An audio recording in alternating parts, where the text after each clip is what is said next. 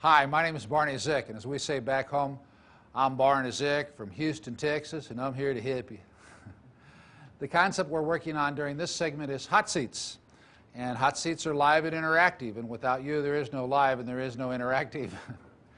And the concept is for you to bring out the marketing problems you have and the marketing challenges you have, and for me and perhaps Paul will be able to join in with some solutions for the hot seats. We'd really prefer to start with volunteers, but we'll drag you out of the audience one at a time and beat you up here in front of the entire world.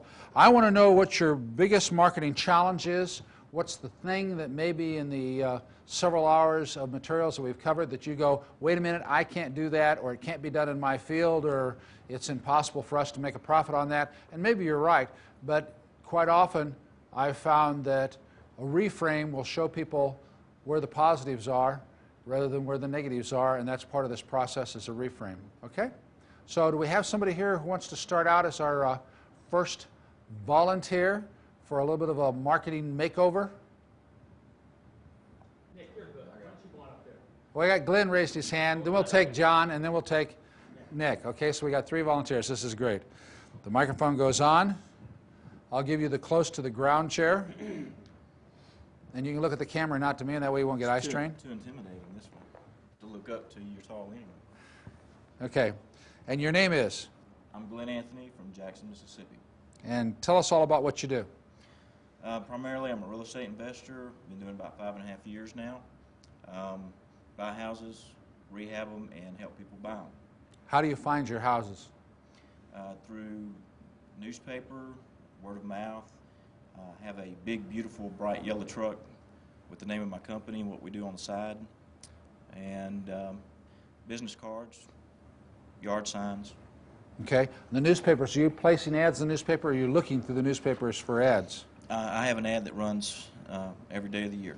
What's it say? It says the name of my company, which is I Buy Houses Incorporated, and phone number. I Buy Houses Incorporated, it's a phone number. Okay. And anything else other than that? We do other ads. Right now we're running an ad advertising rent to own, just to try to reach some different readers. Advertise the I Buy Houses under investment properties, and this comes under rental property. Okay. What is the best source for attracting houses? For attracting houses? I would have to say yard signs has been what's worked best for me. Yard signs? And you put up a sign in the yard saying that you bought this house, I Buy Houses bought this house, watch for remodeling? As soon as I get a signed contract, we put a sign in the yard and says I Buy Houses Incorporated. I also have a sign that says something similar to what you were saying.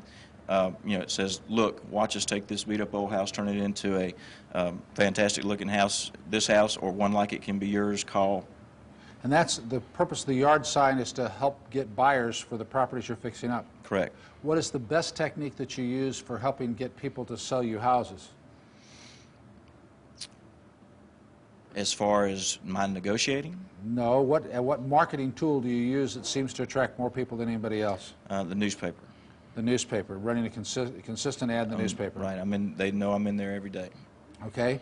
Let me give you one idea, and you can contact me for the phone number, anybody that's listening to this, or email me at bernard@zick.com. A company I work with is Talking Houses, and they've had tremendous success in all markets of real estate. The only people that laugh at Talking Houses are the real estate agents not using them, and the ones that are using them are making a ton of money.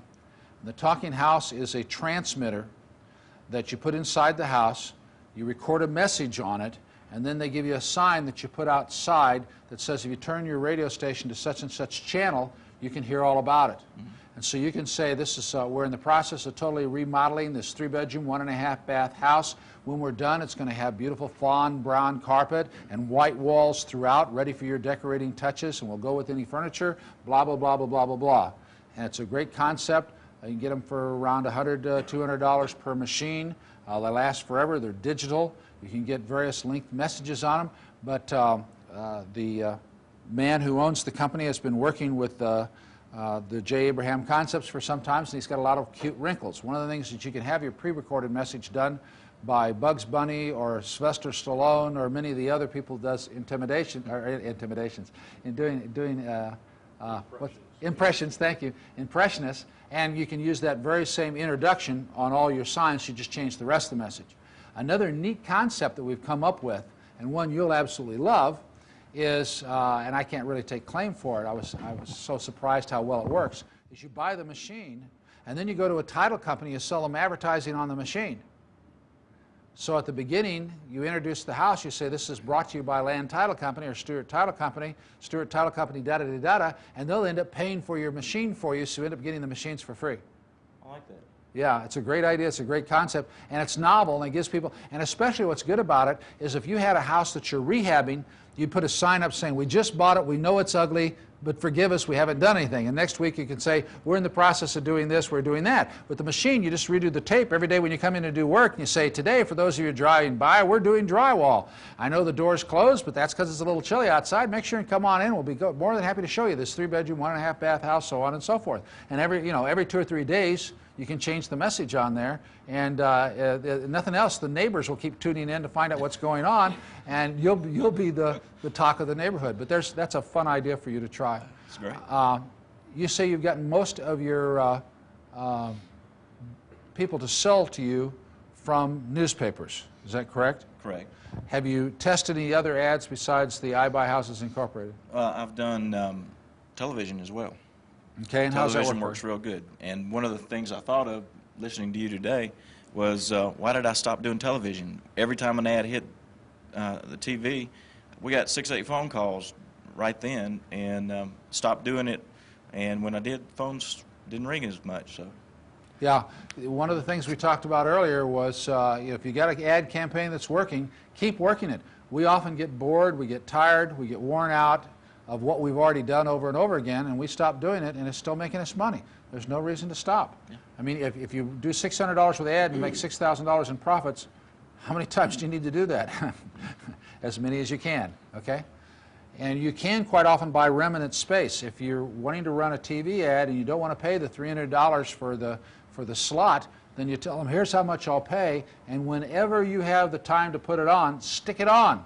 There's a guy that I know about that had a carpet barn who sold remnant carpet, and you saw his ad all over the place. But it was only if you stayed up late at night or got up early in the morning.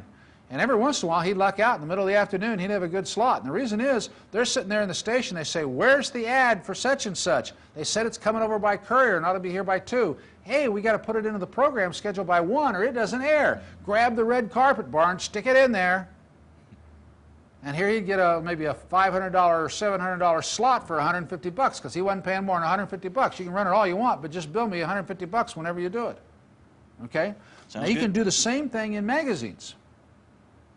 If you have the local paper that you're advertising in, you can make up a display ad. We buy houses. We're looking for this, this, this, this. Okay? Mm-hmm. Or maybe you put the question marks. Divorced, estate sale, taxes too heavy. We can solve your problem. We Buy Houses Incorporated, and your phone number. You make that display ad. You call in, you find out what their rates are. Then you figure out what you'd really like to pay. And say, okay, here's the ad in 4 different sizes. I'll pay $20 for this one, $40 for that one, $80 for that one. And hopefully you get it run. You want to put it 3 times in your magazine? That's fine. Doesn't bother me. Just, whatever you have for remnant space. If you can't find any remnant space at the end of the year, God bless you, you're really good at balancing your act. But before you put that free ad for the American Cancer Society in there, and I'll tell you, that's how you know that it does happen.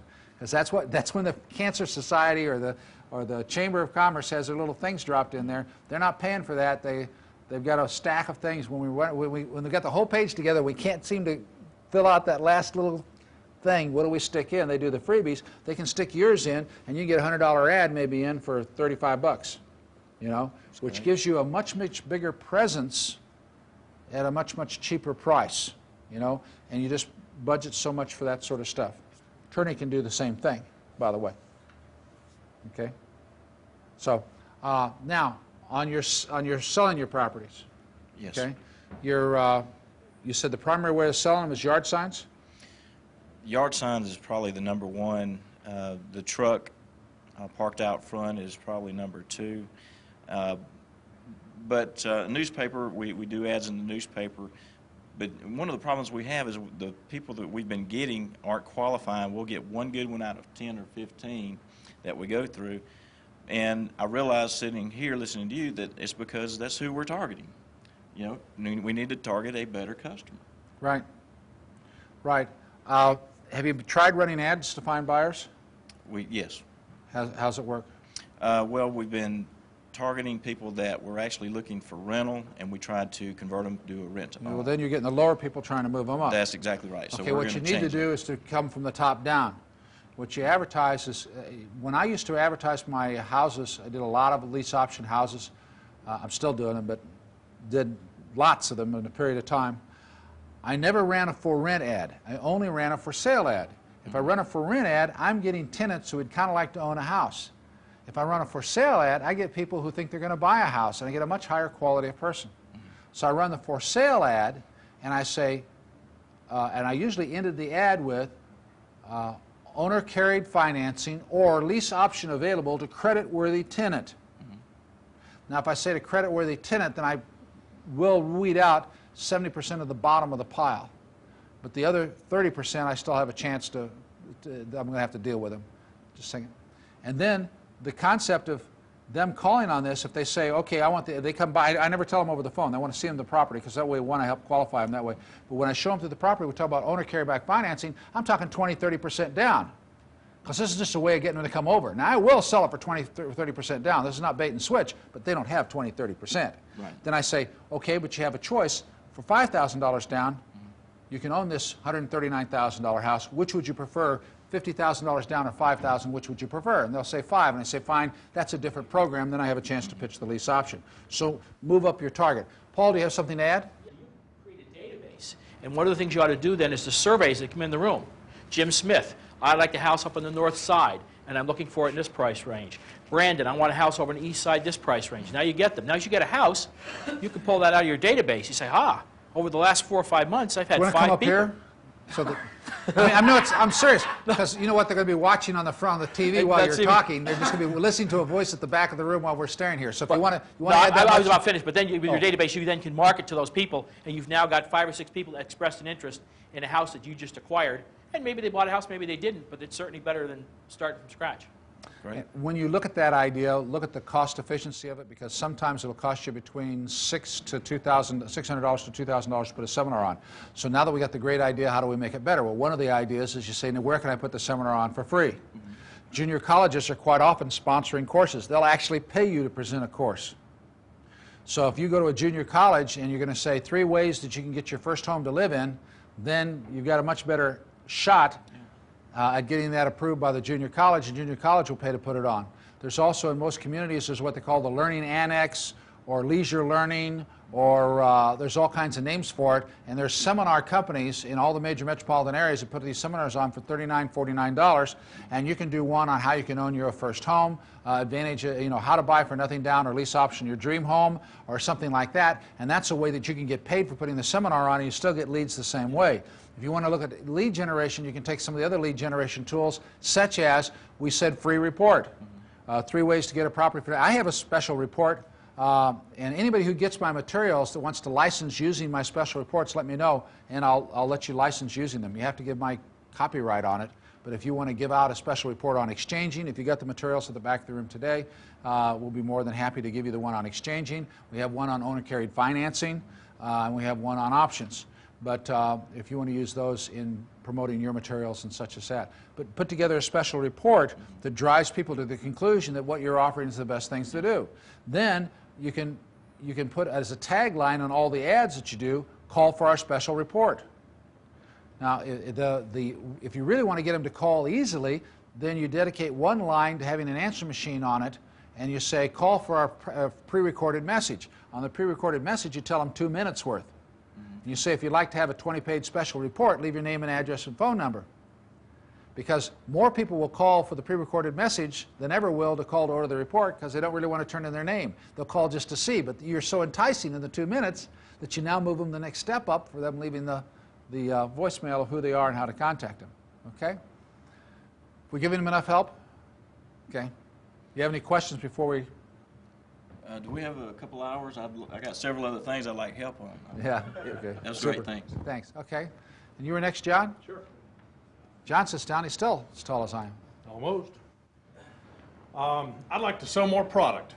Okay, And the problem I've got, or one that I perceive, is that I've got diverse audiences, and I'm having difficulty coming up with a single product that appeals to all audiences. I write a column for the newspaper, and I have readers from the newspaper. I've got a radio program, and I have people that listen on the radio. Those are different people to some extent. I do continuing education seminars for real estate professionals, so there's brokers and agents. I teach for the community college. I have a lot of buyers and sellers that come in front of me. And I've got all these different audiences, and trying to come up with a killer product that appeals to everybody. very difficult. Yeah, Okay, you actually have three markets. You have users, which are home buyers that want to live in them. right, You have investors, and you have agents and brokers. right. And those are three different criteria. Now, there are some crossover products. One of them is owner financing. You can talk about owner financing, which is going to be of interest to home buyers, to investors, and to agents. Okay? I mean, I'll just tell you what I'm doing. One of the things we got is the advice to the impatient investor. And I think I have one of my real estate sets. If somebody wants to see one back there, I'll show it to you. But advice to the impatient investor review tapes gives you all the different ways of redoing financing. I'm able to sell that in the real estate market. I'm able to sell that in the agent market. And to some degree, I can buy it for home buyers. Now, if you do something like the 10 biggest mistake first-time home buyers make, you'll be able to sell that to home buyers, and you'll be able to sell that to agents. Your investors are not going to be very interested. So what do? When you make the package up, you say, this is the bonus. That way you're selling the same package. Right.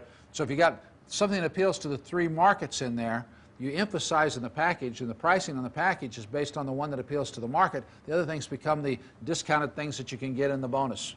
Okay? I like it. One of the things that you're going to find as your products evolve, it doesn't take that much to take the same product and reframe it. So you can take the same body of knowledge and rewrite it so that because the main difference is between the buyer and the brokerage community. Brokerage community is probably far more interested in listing and selling the sales concepts than they are the things that investors would be interested in. Although in my particular marketing, I've had a tremendous crossover.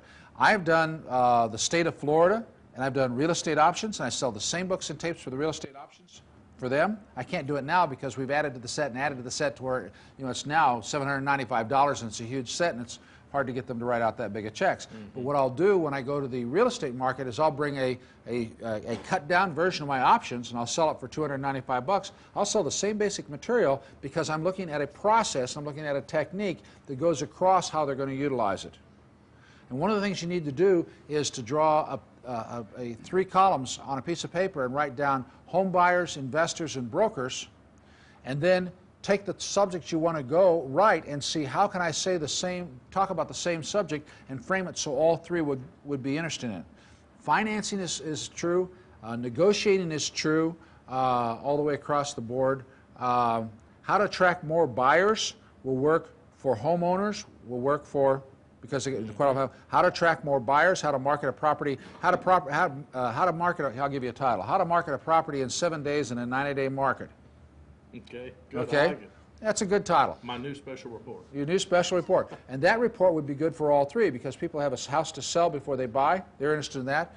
The investors would be interested in that, hoping to get some techniques for flipping properties. And the agents. And the agents. Now, how you position that is when you talk to the agents, you say, are your listings sitting on the market? If the amount of work that you did can be for doing twice as many listings in the same year, couldn't you make more money? What you need is how to sell listings in 5 days in a 90-day market.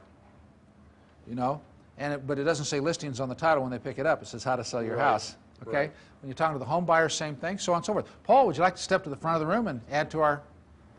You start off, John, by saying, could I come up with one product that would kind of cross over to all three of these different categories?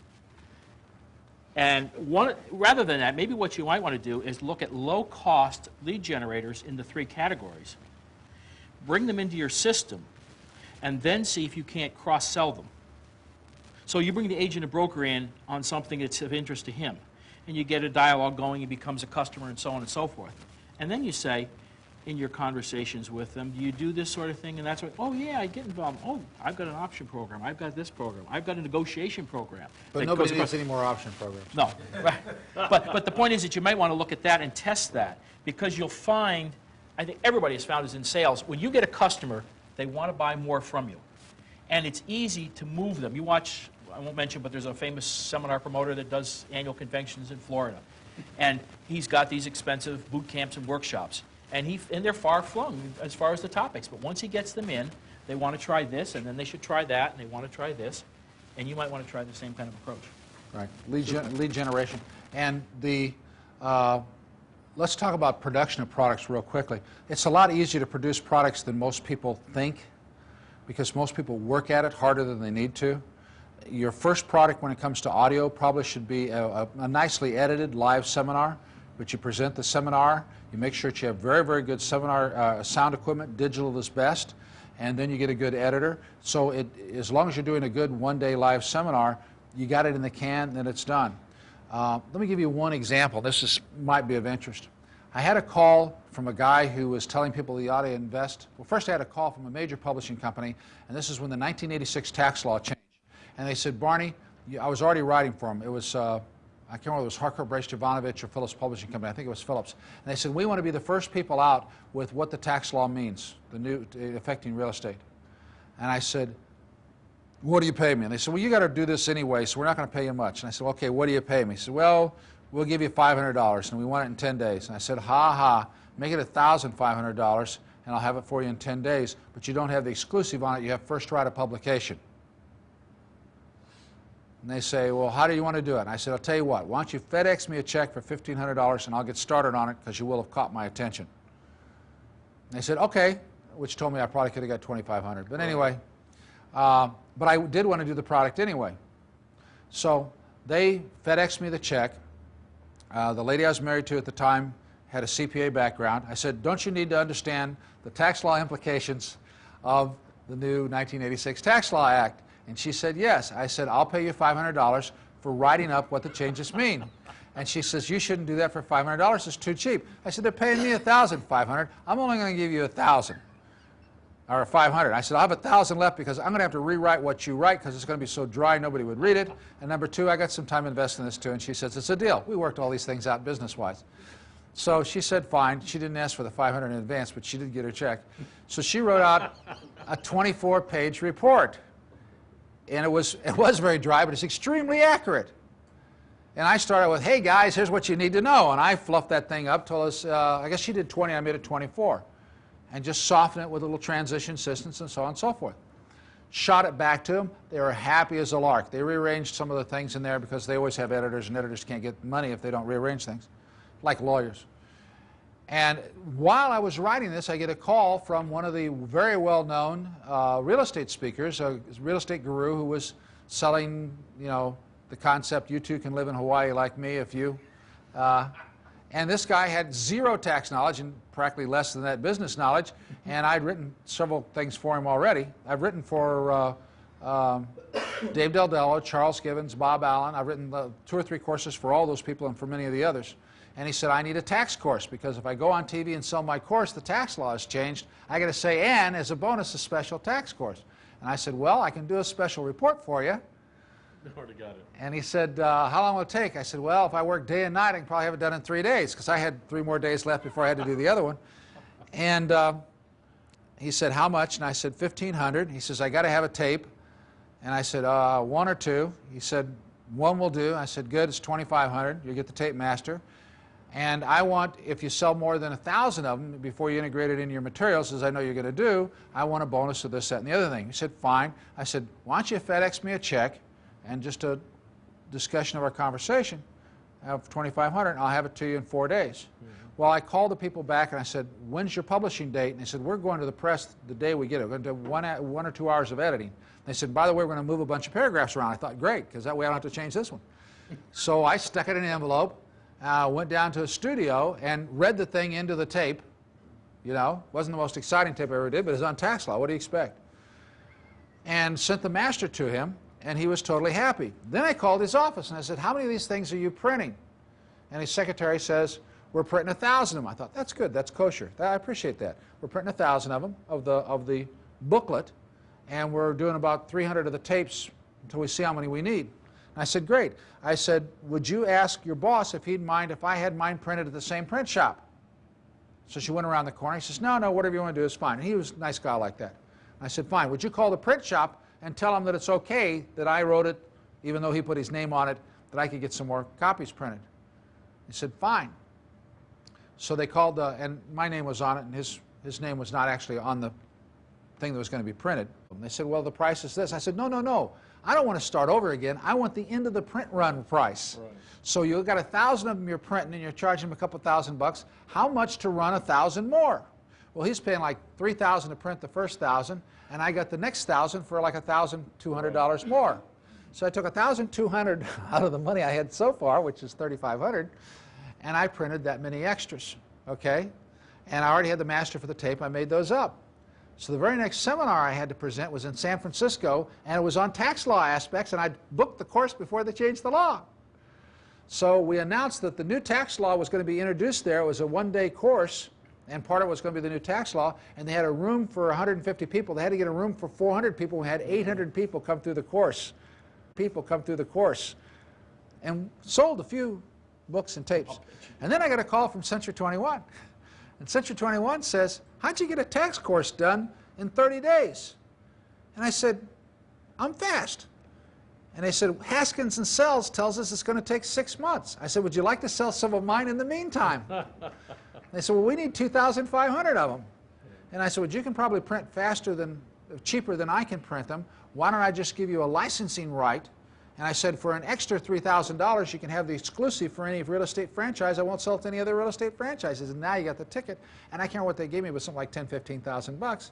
I mean, it just goes on and on and on. So one of the lesson here, I'm telling you, I think I made around $100,000 off that by the time I was through. So the name of the game is get started, number one. Number two, it doesn't have to be all that involved. I mean, I started out by paying somebody else to write 20 pages, and I added 4 pages either side of it. You probably want to go in groups of that impressions. The 24 is a nice size. They cut it, you know. 24 pages make a really nice report, okay? But it was a very simple process. Now let me give you another one. Okay. Would you like to write a book? Let's say you're struggling to get some product out. Okay. Would you like to write another book? Yes. Okay. How you write a book is you get 10 special reports. What you do is you take the book you want to write and break it down into 24 pages, chapters of 10 chapters each. Now, you'll end up with some of them being a little short and some of it a little long because it's really hard to balance your copy out that way. But you end up with 200 and some pages, 8.5 by 11, you got yourself a book. And you can issue a special report every single month. You can have a subscription for issuing a special report. You can sell them separately. Then you can sell them in a 3-ring binder and get $295 for them. And then you take them out of the binder and get them hardbound later on and they become a book. Okay? I started out by having speeches that were tapes, and then after a while I have the tapes transcribed and make that as a book to go with the tapes. The tapes and the books go together, so I do volume 2, I do volume 3, and then we turn around and make a book out of it. A hardbound book. So all these product things can go through sequencing. Okay? Good ideas. Okay, hope that helped. Thank you, sir. Okay. Dick. Nick.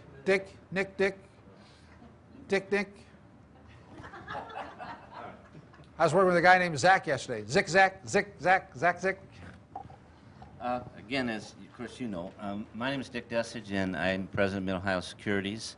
Why should I do business with you? Why should you do business with us?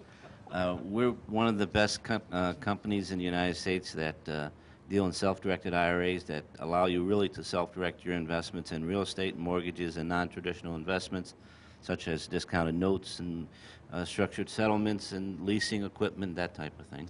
I love it. In fact, the only thing that would have made it better, instead of saying that you're one of the best, is I would want something a little more premier. I would say that you're the Midwest #1 source for IRA management that gives you all these things. I would rather you be the #1 in the smaller pond than to say I'm one of the good ones in the United States. You see? All right. I would go along with that except for one thing. Yeah. Legally, I can't say that. Because unless I can prove I am #1, I can't do it. Well, then we have to find a criteria on which you are number one. How about America's most trusted voice? Well, Yeah. no, my problem is with the Securities and Exchange Commission. Okay. And I have to say I'm one of the best, because unless I can have Well, let's- somebody say I am the best, I'll say you're the best. Give me a piece of paper, I'll write it down, I'll sign it. thank you. You know, according to financial authorities, the Midwest best.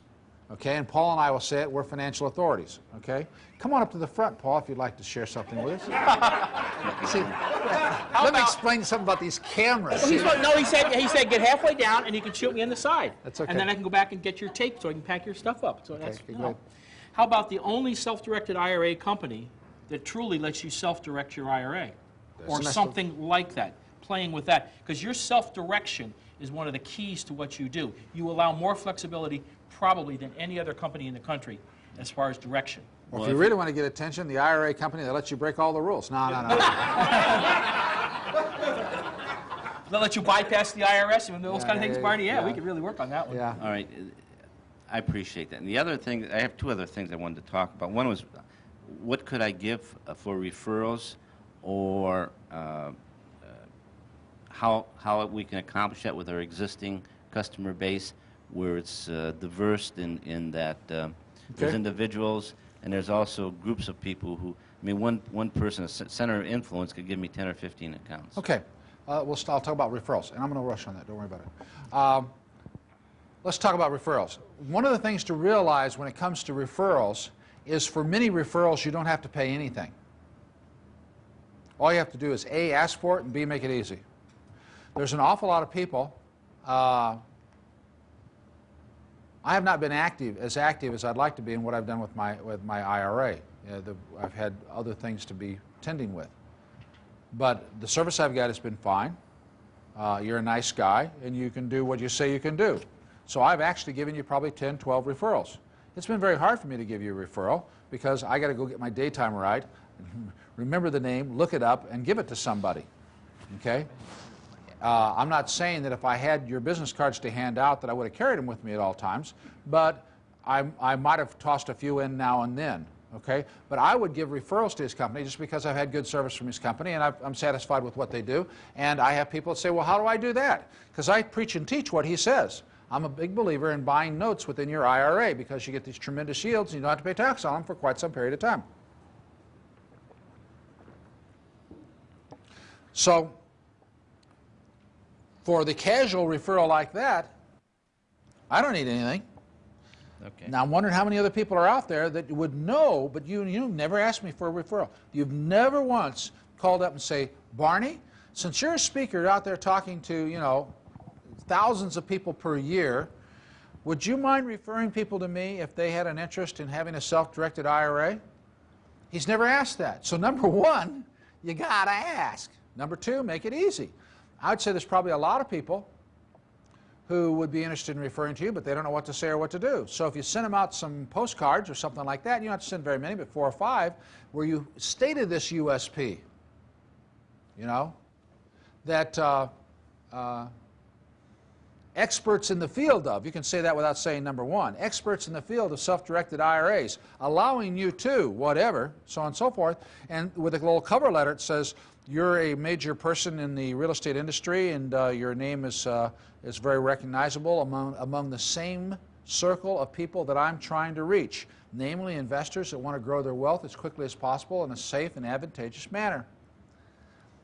Paragraph, as you know, investing in a tax-deferred manner is possible in an IRA if you have the properly managed self-directed IRA. Parentheses, for details, please see our booklet, which is enclosed. 6 reasons why you should invest through your IRA, close parentheses. Paragraph, since I'm sure you have many people you'd like to help build their net worth as quickly as possible, one of the things you do is to refer them to like-kind people yourself, people who provide quality service and are willing to help people achieve their goals and go the extra mile for them. We're that kind of firm. We really would appreciate any referrals that you give us. P.S. If you're concerned about our reputation, here's a list of 5 people that you should know who do business with us. I have their permission to mention their names. And then the P.S. you mention 5 people who are well known in the field, you know, so that somebody says that and says, well, I don't have to bother to call the referrals, so those people are people I know. That letter alone will cause you to have some referrals. Now we can start to make it a formalized program, you send that out on a regular basis. How often? Twice a year, I'd say. If you had a list of 25 influential people, you send it out twice a year. Maybe you change the letter a little bit. You know, haven't heard from you for a while, and we just thought I'd remind you, and so on and so forth. Or thank you for the referrals. Or my favorite is, thank you for the referrals you've been sending. There's only one problem. You haven't been telling me that you're sending me the referrals. We get lots of referrals, and I'm assuming some of them are coming from you. If I haven't thanked you, I apologize, but you're going to have to tell me when you send me people so I can make sure and know that you sent them to me. Great little letter. Because that implies that you've been sending referrals even if you haven't. You can use that one. Okay? For a little trade-out for an hour or so, I'll structure it for you. So, I love to do trade-outs with lawyers. I need them so much. So, the next step is, what are you going to pay? Okay? Well, first place, you can pay in some kind of like kind. You can say that we got our frequent referral program, and 10 referrals and you get a year of free service, or something like that. 5 referrals, you get a year of free service, and that sort of stuff ain't going to hurt. But a referral basically is not a new account; it's just an opportunity. Well, then you say 5 referrals and get a new account. Referrals have a star beside it, and down below you explain what a referral is. We found on average you need to tell us the name of 3 people for us to get 1 to sign up. Everyone that's called up, signs up, is called a true referral. If you send us a name, we'll report back whether or not they signed up or not within 30 days. All right, that's fair. See? That's one to do. Another thing you can do is have some kind of a premium that you send out. Have something that keeps your name in front of the people, but something that they'd use. Like maybe if somebody sends you 10 referrals without telling them you're going to do it, you send them a nice desk clock that has your company name on it, and you engrave their name on it, or something like that. So that way it's in front of them all the time. They got your name right there because it sits on the desk. So you can do something like that when the referrals get up to a higher level. Okay. Now, I have 2 other things about. One of the things we do is service, and that's primary, the service of educating somebody about why they should have an IRA and how they can maximize that with a couple other plans. The next thing is how to actually walk you through buying something and making an accomplishment of that. Now, I've always wanted to back-end sell some other products, and some of the things that I have thought about were my greatest knowledge is knowing the tax laws and understanding real estate and understanding notes, where I can be very creative with people one-on-one by the questions that you ask. But how do I get paid for that if I did that? If I ask the people that are a customer base for additional add-ons to sell to them, do I charge them like having a gold card and say, for an extra $100 you get to talk to me for an hour or something like that? Sure. Or consulting? There's several ways you can do it. One, you could package it as the basic service or the service plus consulting. Okay. And the consulting service would allow them to call in and say you get so much time for such and such. Another way of doing the same thing, I'll make you an offer. If you want to get together with me, I'm pretty good at interviewing people. You and I could cut a tape album. It wouldn't take too long to do a tape album. That'd give you a back-end product.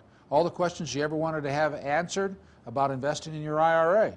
Between the 2 of us, we block out how to do it. All of you can do this. If you want a back-end tape product, you just get somebody to interview you, and it's somebody who probably has some kind of reason to promote in the same field. Now, the reason it works is I'm going to add this in with my materials, okay? I'm going to add this in with my materials since one of the things I have, you've helped me with an awful lot of content. Every time I sell this, guess what? He gets a commercial. Every time he sells it, I get a commercial. And we're really not going to be at cross-purpose with each other. Very, very rarely will ever be at cross-purpose with each other. And all the more he sells, all the better I feel. Because, see, the problem is so many people have what I call scarcity thinking instead of abundance thinking. They say, well, why would I help him make a great album? He'll end up selling 100,000 of them, and I'll sell 3. Yeah, you're right. Should never do that. I mean, I've got my buddy who all over the United States makes a living speaking on one topic, negotiations. That's how we started out. That's the forerunner. There's another album he and I did together, and I printed up 5,000 copies of that album. He sold none. Well, he sold 1 case, 30 of them. I think he gave them away to friends. But 5,000 people got to hear that he was an expert of equal par with me, and they bought my stuff. They paid good money, $195 to get the materials, and they get him too.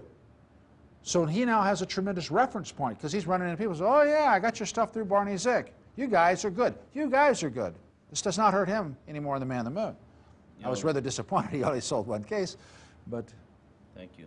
One other thing, on getting onto the website, my son has come up with an idea that we could have a chat room time that I would be available, or representatives from our company would be available on Monday night at 8 o'clock or something like that, where you could field questions into us for our existing customer base. That's good, but I would look at it from another point of view. I think rather than the chat room, which ties you to a specific time, and who knows if you're going to be able to hit that every single time. I don't know what your life is like, but you know, my life is being like shot out of a cannon every morning, and I got to look for where I'm going to land. So for me, what I'd like to do is to say that, you know, we have a weekly chat room discussion. Log your questions on, and within the next 7 days, the answers will be emailed back to you. And I'd start with that, and then after you start getting a momentum where you can get enough people to show up on a regular time, because you don't want to be on that chat room going, is anybody out there? Is after you start getting people used to logging in Friday to see what the answers are, you can start saying, this week we're going to be live for such and such period of time in case you have any last minute questions or want to ask more than one question, see? And that way you can start building up the utility of the time before you do it. Yeah, the chat room's a very good idea. All right, and then the last one that I have is that, again, referring to my special knowledge of probing one individual by asking a lot of questions, I have been able to save people anywhere from $10,000 to $50,000 to $100,000 in taxes by being creative, and even more with their IRAs and some of the planning that I do for estate planning, not to duplicate what an attorney does or a financial planner, but in that Because narrow you're really field, talking about within the IRA. within the IRA, that can really be constructive, how you construct it, how you do deals, how you buy and sell, that I would not want to put on tape, but it's aggressive, but it's legal. Yeah, yes, those are the best kind. You know, in fact, that would be a good selling point. This stuff is so aggressive, never want to put it on tape. That's a great line.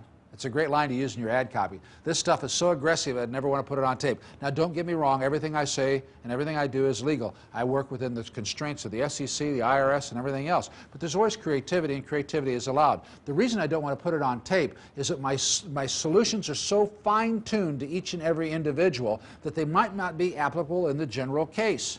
And if you thought, because of the fact I gave somebody very specific advice that would save them $10, $15, $20, sometimes $50,000, as I quite often do, that you could take my advice and apply it to your scenario, which has a different tax basis, different kind of ownership, different kinds of property, you could be making a mistake. So please pardon me for never putting this advice on tape. It's available on a one-on-one basis. It's only available from me because nobody else has had as many years as working with creative solutions within the IRA environment to take this advantage of this special da-da-da-da. Say, that's what you send out as a... What would you think that'd be worth? Well, pick a price. Now, $2,000. okay, then $2,000. Money back, money guaranteed back if you didn't save your money. Don't have to pay me. That's a good deal. Wouldn't you say? $2,000. Now, you know how I do this? One of the Well, ways. let me just say, I did that with 3 people, and I said $1,000, and they all took me up, and everyone gave me $1,000. Oh yeah. Well, you also test cheap. price points Yeah, too. You test price points. You know one of the fun ways of approaching this? You might do a direct mail letter to everybody on your list, and say, I'm writing you this because I imagine you're either a tax expert or a tax attorney. I have a service that's available for your clients that might help them save them $10, $20, maybe even $50,000 on their taxes. Write it as if you're approaching yourself as an expert to the experts. I'm a consultant to tax experts and other advisors on a unique small area, and that's how to structure your transactions within your IRAs, so on and so forth. So you might try or advertising or writing up an ad in that kind of regard, and you really do hope to get a few tax professionals, but the other side of it is you're going to be positioning yourself as the advisor to the tax experts. Okay. That's not a bad positioning, by the way. Advisor to the tax experts on IRA tax strategies. And the last thing, what would you think that our average customer that we put a mailing out would be interested in hearing from us in communication? Save that question. Let me go back to where you're at before. Let me talk about pricing, the $2,000 pricing. $2,000 pricing, what it amounts to, if you just lay it out there like a fish to see if anybody wants to fry it, you'll get a few people to fry it, but you'll miss a few things. When you have a high price like that, you have to educate the customer. First place, the guarantee that if we don't save at least $2,000 in taxes, you don't have to pay me. That's a very good, I would actually probably say you'll get your money back. You start doing a large number of people, you want to get it paid in front, and you'll get your money back, cheerfully refunded without any further questions, okay? But you have to put this in some kind of proportion. What you have to do is say, you're not paying me for the time we're going to spend, you're going to pay me for the results you're going to receive. I have been able to, within 15 minutes' time, save people $50,000 in taxes. Why should I spend 2 hours doing it if you get the very same results? So don't think that this is a matter of paying me for hours. You're not paying me for hours, you're paying me for results. The bottom line is, it's going to be worth far more than $2,000 to you. You're not paying me. You're not paying me to do this, that, so on, so make one of those kinds of things, you know, so that you make it very clear to the people by the time they're through, you know, you're not paying me to go in and talk to the IRS. I've talked to the IRS many times. I'm going to tell you what they're going to say. But this is not a tax defense fund or somebody who goes in and takes you in. I'm going to give you my best advice, and you're welcome to check it out with an attorney. And in fact, if your attorney wants to give me a call for an additional $1,000, I will be more than happy to spend as much time necessary on the phone to walk your attorney through the steps necessary for doing it. See? So on and so forth. You will be given a tape-recorded copy of this conversation. However, you're never allowed to use this tape-recorded conversation with anybody except for your immediate family and your tax attorney. So, you know, so that gives them another value. Or you say, I'll give you a summary of it. See? Something like that. But whenever you're giving high-priced things, you have to explain why. An example would be, let's say that I did a special 15 ways to build your consulting business, and I did it in the UK. I would say that there was a special conference put together in the UK with the top consultants who wanted to double an already astronomical income. We dug deep and came up with solutions nobody would ever find. In fact, you probably have to go outside the United States to find these novel and clever of solutions for building your practice. Now let me explain what we did. It took a crew of 6 of us going over for a 5-day period of time. Our airfare alone was over $15,000. Our hotel bill ran, you know, $6,000. Therefore, these tapes are available to you, 6 cassette tapes for $1,395. Now, by the time you've done 6 pages of explaining all the background and building the value, and they feel like, you know, if you would have attended this conference, not only would you have had to pay $2,900 for the conference, you would have had expenses equivalent to ours. We're able to bring this to you for a special price of $1,450, you know, $1,450 or something like that. And I've seen over and over again, I've seen hardbound books with 350 pages sold for, how much did that sell for? $695, and they sold like 20,000 copies of it at $695. Why? Because of the positioning they did of how rare it is, how hard to get it, how much they went through to get it together, and it's a private press, and it's a limited edition, and so on and so forth. That's how you need to position yourself on this $2,000 advice. And I would also say, because how many clients could you take on like this? Maybe at the year, maybe 50 to 100. Okay, I'd say 100. I'd say, you know, I'm limited to 100 people per year. I don't expect this to fill up immediately, but wouldn't it be a shame if you called and needed advice if I couldn't take any more clients?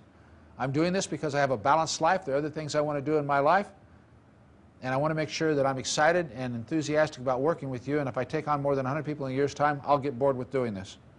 Yeah. I mean, it's very simple. Like, for instance, if you had 2 kids and you said, geez, I'm going to have a beneficiary of my 2 kids 50-50, and all of a sudden one is 2 years old and one is 30 years old. Well, there's a big difference in tax if you let one have one at 2 and one at 30, because if you put them together, in that particular case, they average the 30, and that they means... average 15. No, it's 30 years. Oh, 30 years. So your life expectancy, so that could mean $40 or $50 or $100,000 to the second kid if they split it. I mean, that's the little things that I'm talking about. The subtle nuances. That's involved in going through that, and when I add all the piles up, it's big money. Now, one of the things that you might look at doing is to go to your entire base of, how many clients do you have in your base? Thousands. Thousands, okay. I'd say this would be a good one-day seminar for $2,000. Yeah, that's what I'm thinking. Especially when I'm speaking in an area that if I can get the zip codes of within a couple 100 miles area of our customer base, that I would stay overnight, or Paul and I would be working on something like coming to Tampa, maybe Atlanta, and Houston, maybe 3 or 4 areas, and try to work that out. Yes. Right. That's a good idea. Right. The last thing. What about the everyday customer? Now give me the last question you had. Because I interrupted you. Say it again. What would you think that our everyday customer would want in information that you think would be useful to them, besides obviously changes in the tax laws? But how do I communicate with them, and how often? The first thing that you need to have, and I don't know whether you've got it, is something called 5 simple steps for forming your IRA. And the subtitle would be how an unemployed grade school dropout can set up the most technical legal document without ever having to think, or something like that. Because one of the things that people worry about is, gee, this is going to be involved, it's going to be complicated, and so on and so forth. You got to totally take the fear out of the unfinancial, anti-tax, anti-fill-out form person of calling you, you know, and say, you know, then you might put the P.S. Don't be surprised. The five steps only take up 1 page. You're only going to be sent 1 sheet of paper. You know, and something like that would be rather enticing to a lot of people who've thought about doing it but don't really want to go through a lot of paperwork. Okay, so how hard is it for me to do business with you? Answer that question with something. The next step would probably be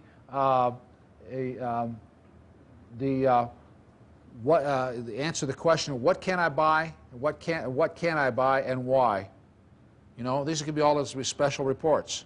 You know, 13 things you can hold in your IRA and 5 things that you'd be smart if you didn't.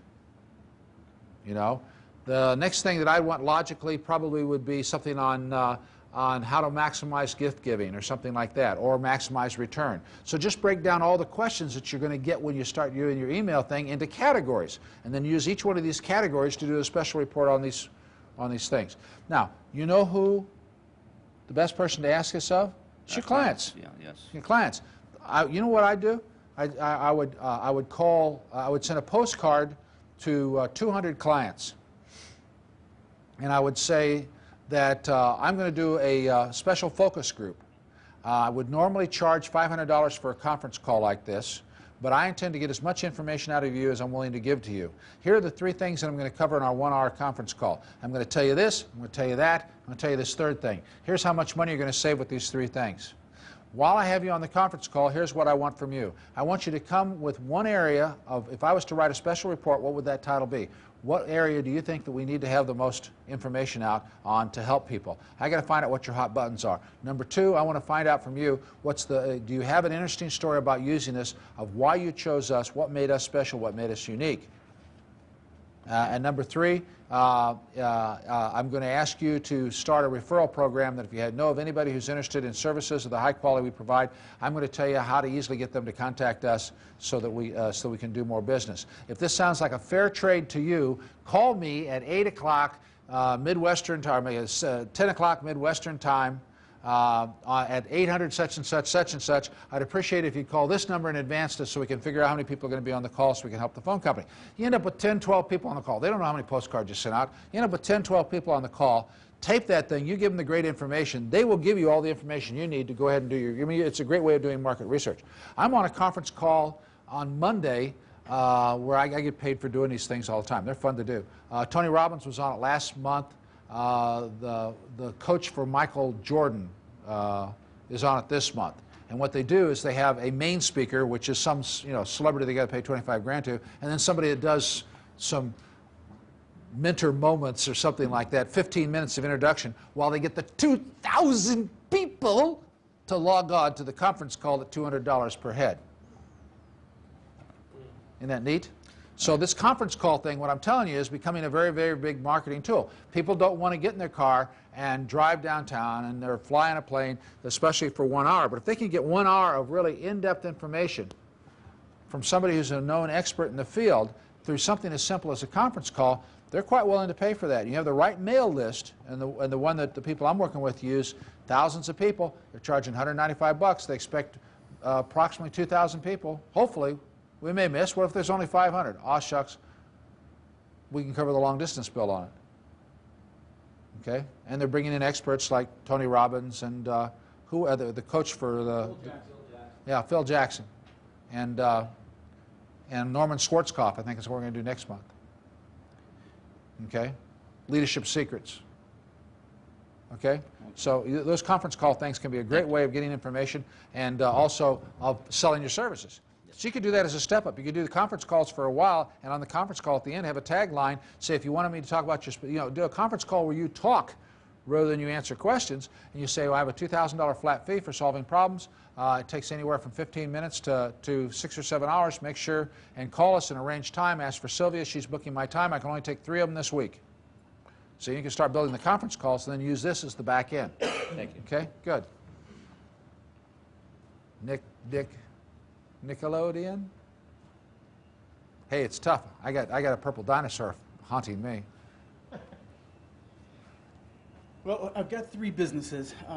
Business number 1. Business number 1, we have some retail stores called the 10-Minute Back Rub Store. We feel like that's growing well, marketing is going well. That's not the one I'm here for. Okay. The other one is Premier Resource Group. We buy and sell houses. We talked about that a little bit earlier. That's moving along well too. The one I wanted to work on a little bit is the Premier Educational Programs, and that's where I provide information products to investors or investor wannabes who want to learn how to buy and sell houses without using their own credit or money, real-life ways to buy without using credit, cash, and create cash flow using other people's properties Okay. effectively. And What are you doing now? What are the materials and how are you selling them?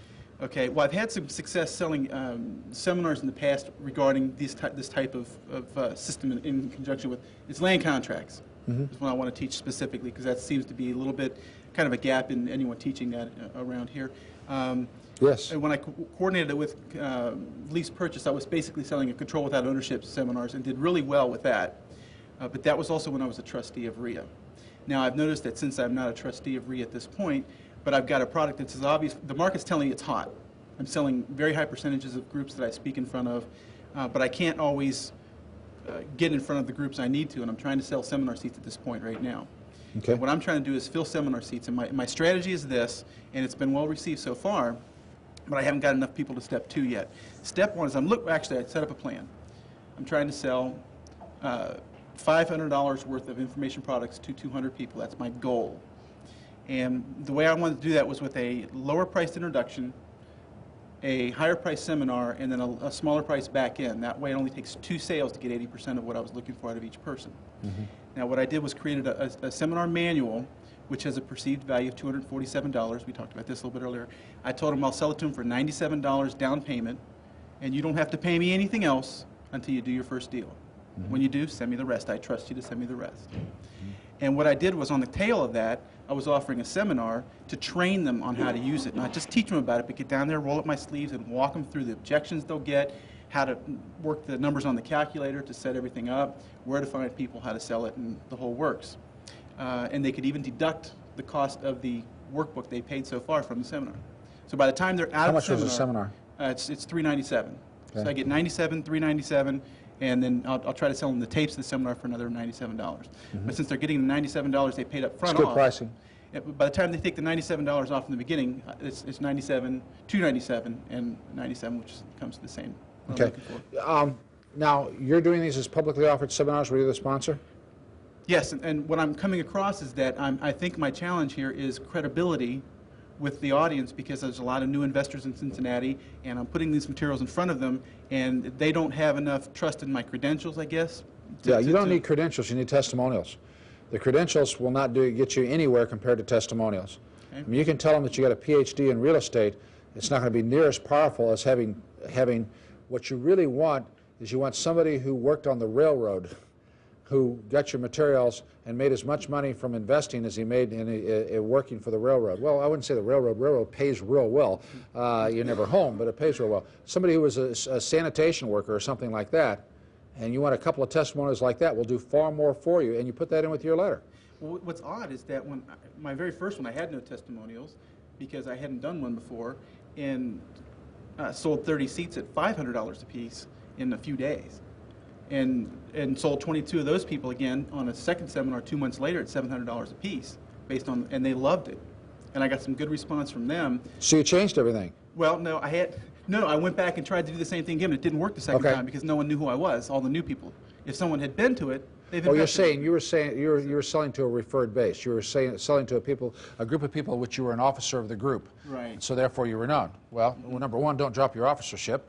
Number two, then maybe what you do is you make the co-sponsor of it somebody who is an officer, somebody who is a known commodity, somebody who's, introduction by Paul Bauer. Paul Bauer is the MC and will introduce the show. And maybe you give Paul a chance to sign up for something with him, or you give, for everybody that comes there, you're going to give Paul the names. That alone will get Paul out sometimes. If it's local, that's for sure. And so this fame by association is a very big thing. I'm going to give you a secret. The Jay Abraham, who I work with now for, I don't know, over a dozen years, I guess, he sells seminars at $5,000 per head minimum. We go up to, I think the most expensive we had was close to $50,000, okay? In fact, you know, you talk about, Paul and I were talking about back in the room sales one day. I realized my best sales days, I did a 15-minute pitch, 20-minute pitch, and I sold $250,000 worth of product. But it was good. And what it amounts to is we'd done a 3-day program at $5,000. And I got 10 people to sign up at $25,000 for the next program by the pitch that I did. That's pretty good sales. That's got to be some kind of record somewhere. Now, too bad it wasn't all my money, but I was on a nice percentage. It was a nice check. It's a nice check, which is unusual because Jay won't sell his seminar at seminars. He teaches how to do back end, but you can't get him to do it. He literally was out of the room, and we had a lot of fun with this. While Jay's not here, here's what I'm going to do. And everybody knew he never did this, and that's the reason I said, the neat thing is if you'll go back there and give him the check, I know Jay. He can't refuse a check, so please take him lots of checks. I want to prove this works, and so on and so forth. And I got a bunch of people go back there and sign up. They all gave deposit checks, and out of it we netted, closed on $250,000 worth of sales. Okay. Now, Jay does these seminars. He has these huge amounts of people that show up. And, you know, we've had 550 people at a seminar at $5,000 each. We've had as many as 50 people at a seminar at $25,000 each. What's his secret? What's his secret? He never sends out a letter for at least for years and years and years. He's making special offers to his niche market now. But he never sends out a letter to people that don't know him. He has somebody else who knows them send out the letter. Endorsed mailing. And it's an endorsed mailing. And the first page is, I did a very, very successful seminar in Hawaii. What do I know about Hawaii? I don't, you know, I've done like 14 seminars there, but this is like one of the first ones I did. Who wrote the letter? Katsuhama. Katsuhama, who past president of the Hawaiian Board of Realtors, past president of the Honolulu Board of Realtors, founder of the Honolulu Credit Union for Realtors. And he just said in the letter, he says, I asked Barney, would he please come out here to Hawaii and put his seminar on one more time. We had it 2 years ago. Everybody had so much fun, made so much money, and he has so many great things to say that I convinced him that he ought to come here between September 13th and 14th. You'll find attached with this letter a brochure that tells you about the event, and I urge that you sign up. I'm going to be there sitting on the front row. Wham! We had 125 people sign up for the seminar, Ala Moana Hotel. Now, if I would have sent out my brochure, I would have been lucky to have 12 people. I guarantee you. Endorsed mailings. That's your secret. And you got to find the right, you know, remember how they used to shoot the buffalo? Sad but true. It's the same way you get doctors to invest. You find out where's the lead buffalo. Find out where's that lead buffalo. Yeah, that one seems to be in charge. Boom! Lead buffalo falls. All the rest of the buffalo going, well, we're not going anywhere.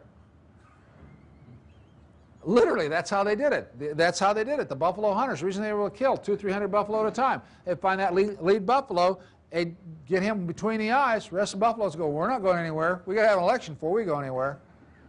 And they'd all stand there and they shoot them all. Now, if they shot the wrong buffalo, the lead would go, we're getting out of here, and the entire herd would leave. Same way you get doctors to invest, by the way. So, I'm serious. You finally find that lead buffalo, you get that lead buffalo to invest, you know. They say, here's an investment proposal, and Nick Waterman-Collet invested in it. Oh, really? Who did I make the check out to? Well, let me tell you the amount first. Oh, yeah, okay, what is it? Okay, well, those are two markets, buffaloes and doctors, that are probably at the supreme end of this. Okay, well, seriously, the buffaloes, the buffaloes got had, but the doctors have been had too, and that's the reason they look for lead doctors, the ones that are making the money. And they're not interested in the ones that do good surgery. They're the ones that are making the most money in their investments, okay? And they'll invest what they invest. You need to find out who's the lead buffalo around there and have that lead buffalo send out the cover letter for that thing, and you'll get the people to sign up in droves. Well, I've kind of had her do one of those, and it did really well. Yeah, do that. Do it again and again. I'm looking to expand broader than Cincinnati, though. Find a lead buffalo in another town. Hi. How Okay. you doing, Barney? I'm Nick Monterelli. Yes, yes. You want to come to Houston? I'd like, sure. Let me tell you the guy in Houston. He said, no, but this is the guy in Houston, right there. He's Are you with the Rich Club? Yeah, not only is a rich club, he gives the legal moments every single meeting for the last decade. He is considered the legal guru of the Rich Club, okay? I would say probably 1/2 of his client base in real estate comes from the Rich Club. And, you know, I got a decent reputation there, but I have less access to the mail list than he has. you know? And for a small share of the profits, I am sure he'd be more than happy to send out an endorsement letter. Which is the way it works. Which is the way it works. And by the way, this small share of the profits works well for him. He makes some money for doing the endorsement. He wants to check your materials over, make sure you're a kosher guy. He's going to talk to your references before because he's got a legal career hanging in the balance. But by doing this, this gives him an excuse for sending out another mailing. It's another reason for him. He says, you know, while in Florida, I came across something we just don't have much of here in Houston. Somebody has done a tremendous program on contract for deed. Now, you've heard Gopi's program for contract for deed, and that's very good, but it's a brief program. This program lasts for 2 days, blah, blah, blah, blah, blah, blah, blah, blah, blah. And if you'd like to get a second opinion on what contract for deed is all about, make sure and come to this thing. I'm going to be at the back of the room, okay? Now, it's tough to get lawyers to endorse it, but maybe we can introduce you to somebody else in the club. But that's the way you do it. Endorse mailings, they work tremendously, okay? Who else we got?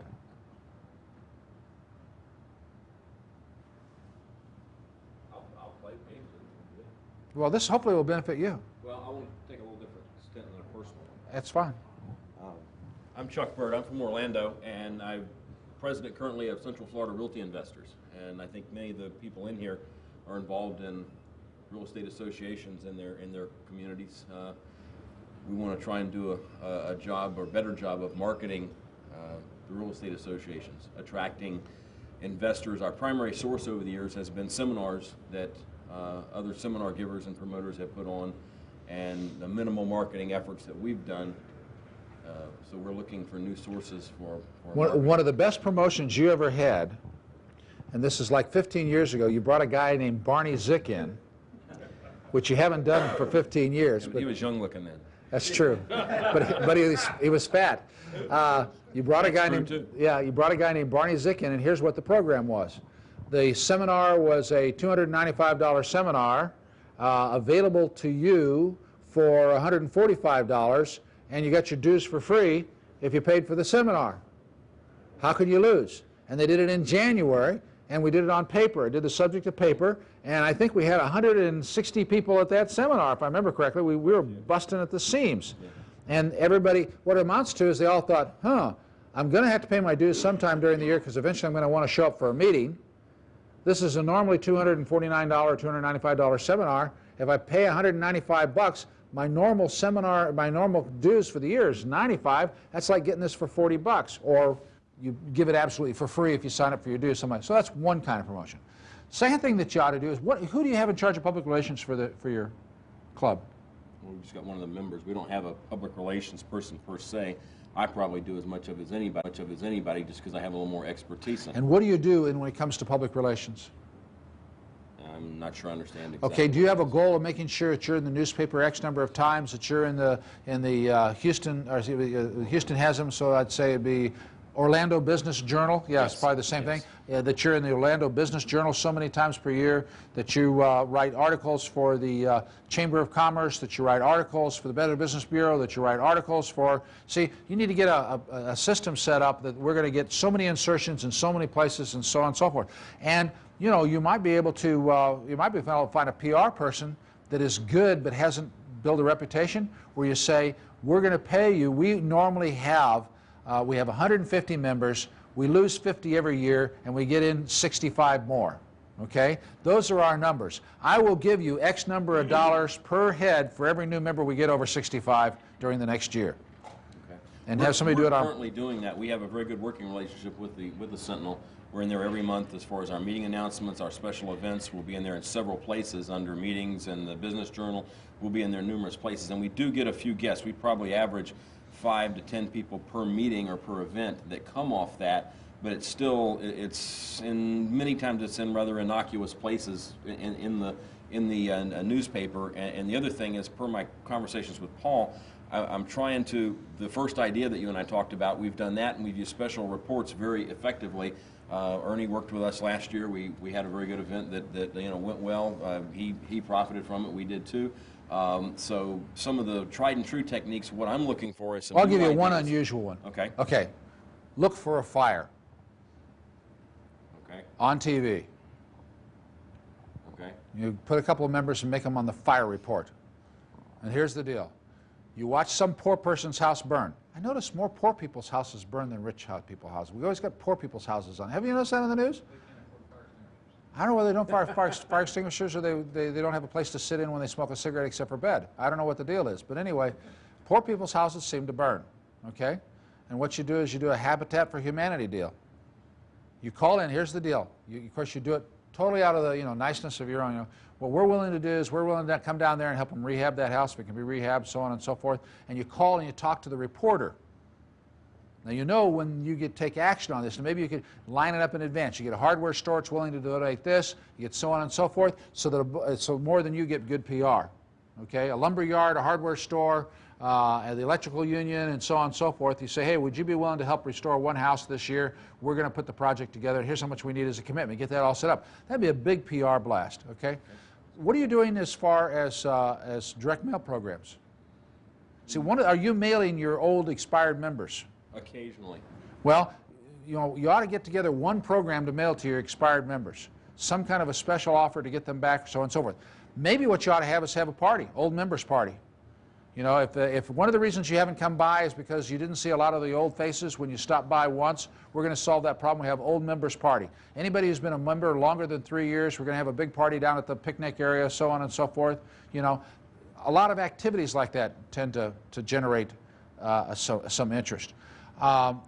Depending on the number of members, you can have subgroups, special interest groups. Special interest groups will drive the people to coming in. If you could tie in with the realtors one day, and the realtors have morning breakfast meetings, and either you're a good speaker, or somebody else to go in and give them the perspective of the fixer-upper. What is a fixer-upper looking for in the properties that they buy? Or something like that, because they're always looking for little 15-minute speeches to give at breakfast time to talk about or you could get up there and say, you know, you can use my line, have you heard about the new Realtors Retirement Fund where they give you $3 back for every $1 you earned in commission at time of retirement, and you pause. You say, oh, they didn't do that, then maybe what you need to do is to learn how to invest in properties. I'm here to give you 2 examples of investment deals done by our members.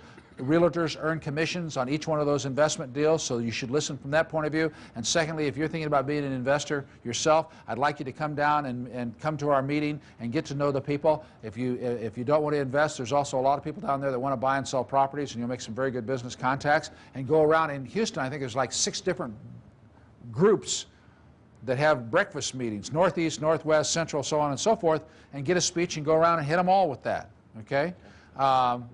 Your website, you have a website? We have a very new website.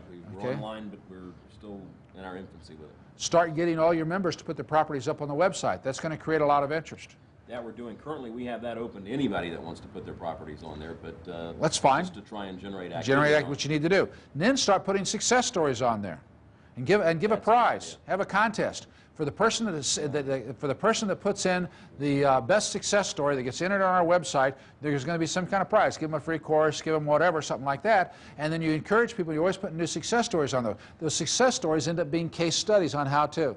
Well, that we're currently doing, that's a super idea, because currently at our meetings, and since I took over the presidency again, we've reinitiated, we do a deal of the month, and we let people volunteer to come up and explain what they've done. Put those on the web. Put it on the overhead and let the people in the audience, our members, see exactly, here's what I bought it for, here's what Perfect. Now you get the product to put on the web. To the website. And then you'll start building, 20 or 30 case studies on there, and then you cross-categorize these case studies so that people have a reference point, and it doesn't take very long for them to find 5 big money-making deals on the web to realize, gee, I better go to that meeting.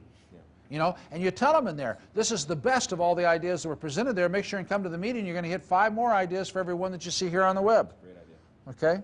What else you got? I got a suggestion for you, too. As all the national trainers come in for real estate, Russ Whitney, whomever, the weekend of the training, one of the things they're going to tell them to do is read the newspapers. In the homes for sale section, put an ad in there, are you a student of, company name, we can help come attend our meeting. Right. Now, you already go down to most of the meetings anyway. We do. Yeah. They already have a relationship built that they can go down there personally and talk to all the people. But yeah, the ad, if you have somebody that doesn't have that personal relationship. Most of them. Russ, for instance, when he did his big convention, we were actively working Ron, so there was couldn't be in 2 places at once. But why don't you bonus your membership in with a 2-month trial membership? For anybody that attends the Russ Whitney seminar or the whoever seminar, you get 2 months of free membership. and have him advertise that in what goes out. Because if you get him to advertise that in what goes out, then you get a lot of people that don't attend the seminar that hear about you. That's Okay. true. We're currently doing a similar things on, most of them will allow us to do this, which is we give out a card. If they'll fill it out and send it in, we will give them a free quarter-year subscription to our newsletter, which I think is probably one of the top 2 or 3 in the country. So that's a way that does 2 things. That one gets and controls names, which is, you know, the name of the game. We've learned that over the years, and it also gets our information to them on an ongoing basis for at least 3 months. Do you have a separate subscription price for the newsletter alone for people who don't want to join? Yes, but it's rarely exercised. Well, let's exercise it. One of the things you can do is you can get list of, you can buy mail list, and just send out 1,000 every month. But if you make an order for, or 500 every month, you make an order for 6,000, you get some mail list company provided. You get Real Estate Digest or something like that. You get the name of the subscribers, and you send out 500 postcards every single month. We've got you spotted as a real estate investor. If you'd like to have a free trial copy of our newsletter, such and such, send the card in, we'll send you a free trial copy. They send it in, that increases the number of names you have in your database. You send them the free, you'll find a certain amount of them will convert, maybe 10-15% of them, because this is a 2-step marketing thing. You get 10-15% of them that want your newsletter. Once they're subscribed to the newsletter at a very reasonable price, then the chances of them becoming a member are even better. Okay, so you're getting those names from one of the mailing houses? Yeah, it's going to the mailing house, so I'll take 6,000 names, but I want them sent to me 500 per month. We're small, you know, or it'd be better if you could do more, but we're small. Or make a deal with somebody who has a list to mail their list and mail it first class and give them all the nixes. If you'll give us your list to mail, we're going to offer everybody a free issue of our newsletter. Let us mail it. We'll clean your list for you. And just give us your Orlando base for the list. We'll clean it. We'll give all the nixes back to you, all the bad addresses back to you so you can clean your list, and we'll mail it first class. That's going to cost us $800 to do the mailing. And it's which is going to save you that much in postage, but, you know, and mail that over a couple-month period of time. Okay? Hope that helped out. Thank you. Appreciate it. Appreciate it. So I guess a part of this is unlimited thinking. Part of what we're looking here is don't see the problems, see what the opportunities are. It's a matter of constantly reframing what you have. Some of the secrets of doing this is to go back to what were you doing in the past, did it work, and why aren't you doing it now? Because quite often the solution for building your business is the solution you started your business with in the first place. And the second thing is figure out what you got to call this thing to get the doggone thing approved. Quite often what you want to do, everybody says you can't do it, but you call it something different, there's a reason that people will approve it. And always be open to possibilities. Be a possibility thinker. Always look for the reasons that things can be done rather than the reasons that it can't be done, and you're going to be able to build your marketing program. Thank you for your time.